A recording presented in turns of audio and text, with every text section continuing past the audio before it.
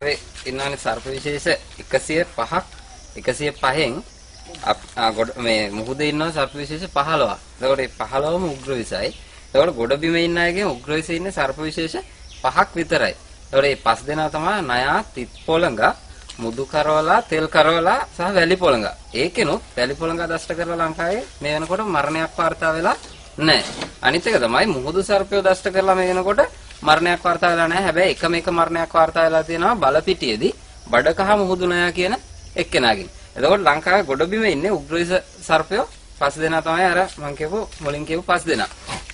ඈ එතකොට දැන් ඊගාවට ඉන්නවා මදවිස කාණ්ඩේ සර්පයෝ. මදවිස කාණ්ඩේ සර්පයෝ ඉන්නේ පලාපොළඟ කුණ කටුව විශේෂ 4 දෙනයි.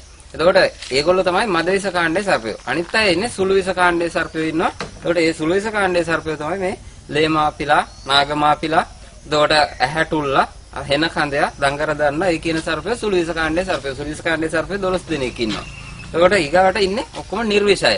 එතකොට 105ෙම අපිට උග්‍රවිස සර්පයෝ ඉන්නේ 20යි. ගොඩබිම ඉන්න 5 දෙනයි, මුහුදු සර්පයෝ 15යි.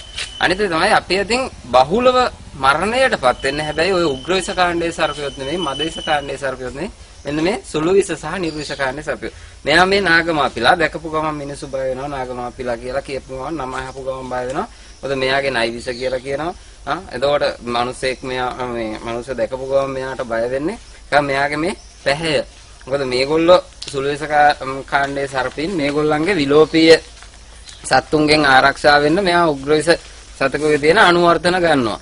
ඉතින් ඒක මෙයාගේ ආරක්ෂාවට තියෙන එකක්. ඒ නිසා තමයි අපි අතින් බහුලව මරණයටපත් වෙන්නේ මෙන්න මේ සර්පයෝ. ඒකට මේගොල්ලෝ අපිට ගොඩක් ප්‍රයෝජනවත් සර්පයෝ. මේගොල්ලෝ දැකපු ගමන් මිනිස්සු හරියට මේගොල්ලෝ ගැන අඳුරන්නේ නැහැ. අපේ කට්ටිය ගොඩක් දැකපු ගමන් සර්පයා කියන එක්කෙනාට බයයි. ඒ නිසා තමයි ගොඩක් වෙලාවට මෙයා මරන්නේ. ඒකට සර්පයන්ගෙන් තියෙන ප්‍රයෝජන තමයි එකක් අපේට හැදෙන ගොඩක් ලෙඩ රෝග වලට අපි නොදැනුවත්ව මේ සර්පයාගේ විස අපි එන්නත් කරගන්නවා. මේ ඉන්නේ ලේමාපිලා කියන එක්කෙනා. හරි? මේ ඉන්නේ ලේමාපිලා කියන එක්කෙනා. මේ ලේමාපිලා මෙයා නාගමාපිලාගෙම වර්ණ රටාවේ වෙනසක් විතරයි තියෙන්නේ මෙයාගේ. හරි?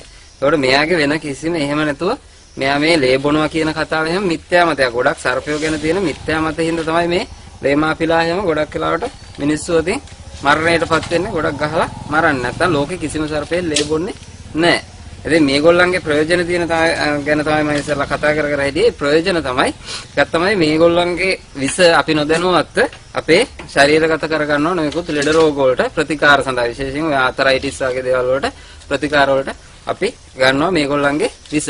අනිත් එක තමයි ලංකාව කියන්නේ කෘෂිකාර්මික රටක්. එතනදී මේ ලංකාවේ නිෂ්පාදනය වෙන කෘෂි භෝග වලින් 10%ක් මේ විනාශ වෙන්නේ මී ගහණය නිසා. ඒක පාලනය කරන ස්වභාවික එක නිර්ණායකයක් තමයි මේ සර්පයෝ කියන්නේ. අනිත් එක තමයි අනිත් මේ ප්‍රයෝජනය තමයි මේගොල්ලන්ගේ පරිසර මේ පද්ධතිය තියෙන මේ අපේ ආහාර දාමේ මේගොල්ලෝ එක පුරුකක්. ඉතින් මේ ආහාර දාමේ මේ පුරුක නැති වෙලා ගියොත් එහෙම අපිට කවදාවත් ජීවත් වෙන්න බෑ. අනිත් ජීවීන්ට පැවැත්මක් නැහැ. ඉතින් ඒ නිසා මේ සර්පයෝ කියන්නේ අපිට ගොඩක් වටින කොට්ටාසයක්. දැන් බැරි වෙලා හරි අපිට කොයිම අවස්ථාවකදී හෝ සර්ප දෂ්ටනයක් සිදු වුණොත් කරන්න තියෙන හොඳම දේ තමයි ඒ කියන්නේ ප්‍රථමාධාර විදිහට අපිට දෙන්න පුළුවන් එකම දේ තමයි ප්‍රධානම දේ රෝගියාගේ බය නැති කරලා දෂ්ට මුඛේ එහෙම නැත්නම් දෂ්ට කරපු ස්ථානය ගලාගෙන යන ජලයෙන් පිරිසුදු ජලයෙන් සබන් දාලා සෝදන්න ඕනේ. හරි? ඊගාවට දෙවණියට තමයි අපි ගොඩක් කට්ටිය කියනවා මේ තදින් බැම්මක් දාන්න කියලා දෂ්ට කරපු ස්ථානයට ඉහළින් කවදාවත් ඒ දේ කරන්න හොඳ නැහැ. මොකද එහෙම වුණාම රුධිර ගමනාගමනය නැවතිලා ඊතනින් ඒ බැම්ම දාපු තැනින් ස්ථානයෙන් පල්ලෙහා කොට සමහර වෙලාවට පණ නැති වෙන්න පුළුවන්. අනිත් එක තමයි මෙතන අධික පීඩනයක් යටතේ එකතු වෙලා තියෙන වැඩි විෂ ප්‍රමාණයක් මේ බැම්ම නිදහස් කරපුවම එකවර ශරීරගත වෙන්න පුළුවන් අවදාන වැඩි. එතකොට රෝගියාගේ ජීවිතයට හානි වීමේ සම්භාවිතය වැඩි. එතන තමයි රෝගියා කොයිම අවස්ථාවකදීවත් මහන්සි කරන්න හොඳ නැහැ. මහන්සි කරන්න. ඒක ගොඩක් හොඳ තමයි. හොසවාගෙන යන්න පුළුවන් නම් හොඳයි.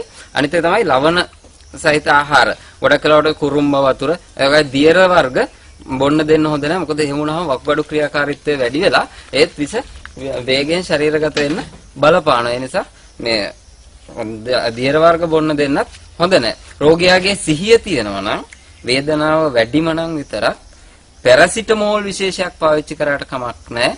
හැබැයි ඇස්ප්‍රීන්, ඩිස්ප්‍රීන් වගේ දේවල් දෙන්න හොඳ නැහැ. හොඳම දේ තමයි හැකි ඉක්මනින් රෝහල් ගත කරන එක. හැබැයි රෝහල් ගත කරාට පස්සේ අපිට මේ බටහිර වෛද්‍ය ක්‍රමයට ඉක්මන් සුවයක් තමයි දෙන්නේ. ඒකට රෝහල් ගත කරාට පස්සේ අපි මේ බටහිර වෛද්‍ය ක්‍රමයට ප්‍රතිකාර අරගෙන සුව වුණාට පස්සේ හොඳම දේ තමයි සිංහල ක්‍රමයට. ආයුර්වේද ක්‍රමය නෙමෙයි. ආයුර්වේද ක්‍රමය කියන්නේ ඉන්දියානු ක්‍රමයක්. සිංහල ක්‍රමයට මේ සර්ප වේදකම කරගන්නවා නම් හොඳයි. මොකද එතකොට අර අතුරු ආබාධ සර්ප විෂ නිසා ඇති වෙන්න තියෙන අතුරු ආබාධ ඇති වෙන සම්බන්ධතාවයේ 90%ක්ම අවම වෙනවා සිංහල ක්‍රමයට. ආයුර්වේද ක්‍රමයට නෙමෙයි. ආයුර්වේද ක්‍රමයේ යම් දේවල් තියෙනවා සාකසාර තමයි පාවිච්චි කරන්නේ. නමුත් සිංහල ක්‍රමයට කරන එක තමයි හොඳම දේ. ලංකාවේ තමයි හොඳම සර්ප වේදකම සිංහල සර්ප වේදකම නේද? ආයුර්වේද සර්ප වේදකම නෙමෙයි. තමයි මේ පලාබරිය කියන එක. අල්ලලා බලන්න ඕන. අතර අරගෙන බලන්න ජීවිතේට අල්ලන්න හම්බෙන්නේ බලන්න. බය නැතුව අල්ලන්න. ඉස්සරලා බය නැ ඉස්සරලා මෙහෙම ටච් කරා. සතාව ටච් කරා. නිකන් ටච් කරා. සර්පියෝ ටික මේ ඉන්න අල්ලන්න ටච් කරා. අසංකමල්ලි.